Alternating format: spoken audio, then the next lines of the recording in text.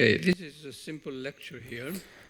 हामी यहाँनिर सामान्य पाठ हेर्दैछौँ। यो सामान्य विषय भए तापनि विश्वासीहरूको बीचमा धेरै नै दुविधा सृजना गरेको विषय भने हो। म यो कुरालाई स्पष्ट बनाउने कोसिस गर्नेछु। यो पाठलाई दुविधाका कुरालाई म स्पष्ट बनाउने कोसिस गर्नेछु। शैतानका मातहतका थुप्रै त्यसको पछौटेहरू छन्। शैतान चाहिँ सबैभन्दा उच्च तहमा छ अनि त्योभन्दा मुनि थुप्रै त्यसका पछौटेहरू छन्।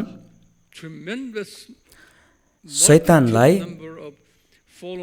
पतन भएका 1/3 स्वर्गदूतहरूले पछ्याइरहेका छन् जो शैतानको मातहतमा छन्।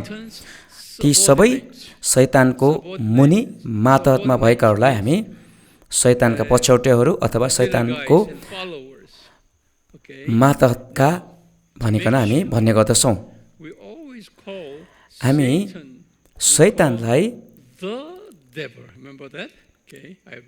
दियाबलस पनि भन्दछौँ। हामीले शैतान अथवा दियाबलस भन्ने गर्दछौँ। यहाँ अङ्ग्रेजीमा द डेभल भनिकन भन्दछ अनि यो शैतानको अर्को नाउँ हो र शैतान चाहिँ सबैभन्दा उच्चमा छ। शैतान सबैभन्दा माथिको हो अनि शैतानको स्थान चाहिँ सबैभन्दा उच्च छ। त्यो शैतान पतन हुनु अगाडि त्यो लुसिफर थियो। यशाया 14:12 वचनले यसरी बताउँदछ, त्यो चाहिँ बिहानीको तारा भनिकन लेखिएको छ। अनि यो पतन भएको शैतान चाहिँ पतन हुनु अगाडि यो अभिभावक करूप थियो। एजिकियलको पुस्तक 28:14ले यो कुरा बताउँदछ।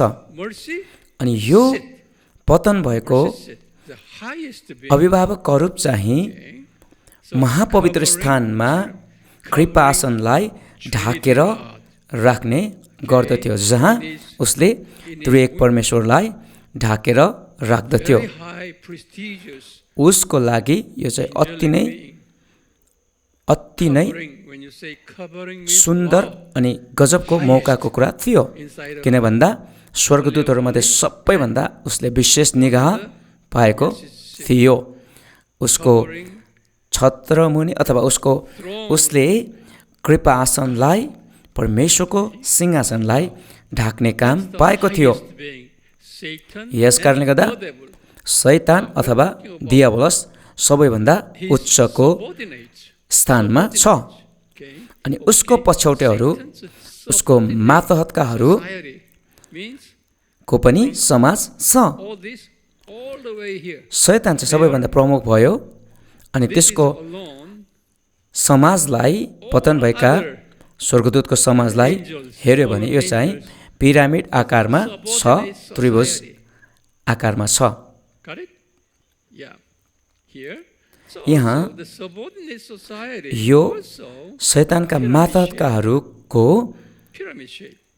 पनि तह छ, जसको आकार पनि, यो तहको आकार पनि पिरामिड आकार छ। अनि पिरामिड आकार भन्नुको मतलब जति माथिल्लो तहमा गयो त्यति नै सङ्ख्या घट्दछ भने जति तल तल जाँदै गयो त्यति नै सङ्ख्या बढ्दै जाँदछ। अब यहाँनिर पतन भएको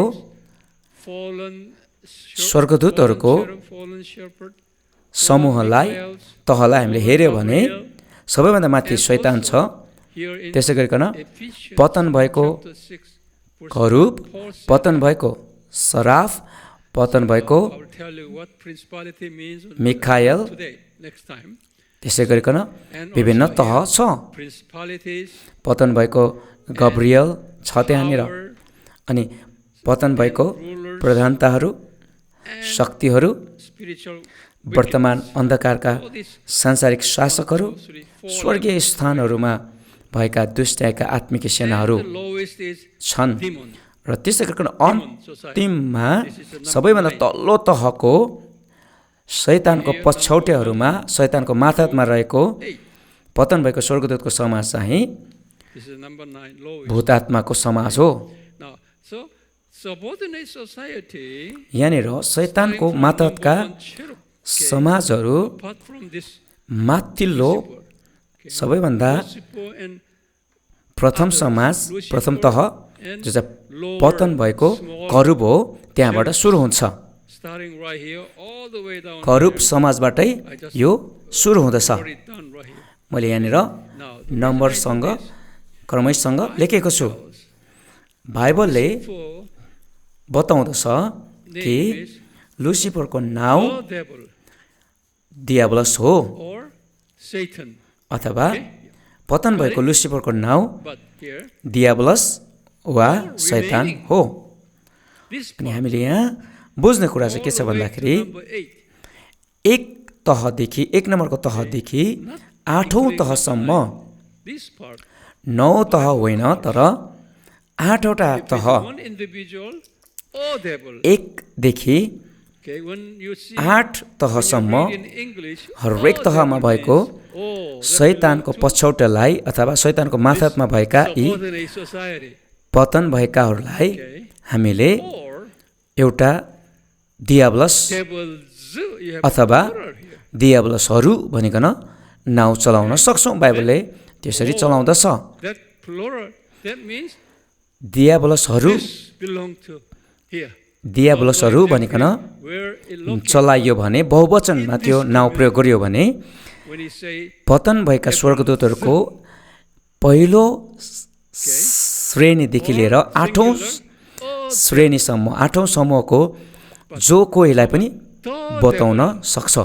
तर दियाब्लस अथवा अङ्ग्रेजीमा द डेभल भनिकन भन्यो भने यो 1 देखि 8 तहको Lucifer. पतन भएको स्वर्गदूतहरूलाई होइन, तर तिनीहरूको प्रमुख शैतानलाई, पतन भएको लुसिफरलाई, जो चाहिँ एउटा छ, त्यसलाई जनाउँदछ।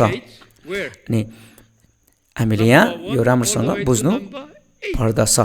1 नम्बरदेखि 8 नम्बरसम्मको सबै शैतानका मातहतकाहरूलाई पनि दियाब्लसहरू अथवा दुष्टहरू भनिकन चलाउन सकिन्छ। तर शैतानलाई मात्र, एउटा मात्रै जो नायक छ, त्यसलाई जहिले पनि शैतान अथवा दियाब्लस भनिकन चलाइन्छ। त्यसै गरिकन 9औँ स्थानमा, 9 श्रेणीमा भएकाहरूलाई त्यहाँनिर Article the.